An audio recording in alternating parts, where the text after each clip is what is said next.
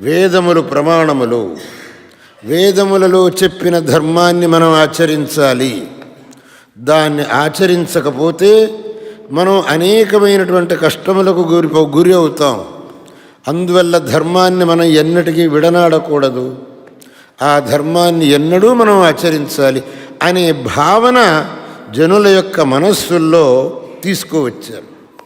దానివల్ల జనుల్లో సహజంగానే ధర్మమునందు శ్రద్ధ కలిగింది. అందరూ ధర్మాన్ని ఆచరించడానికి మొదలుపెట్టారు. దేశం సుఖశాంతులతో తులతూగుతూ వచ్చింది.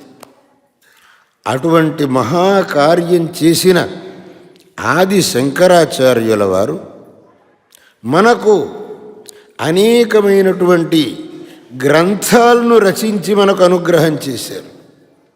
ఆయన రచించినటువంటి గ్రంథాలు ఒకటి కాదు, రెండు కాదు, 100 గ్రంథాలు.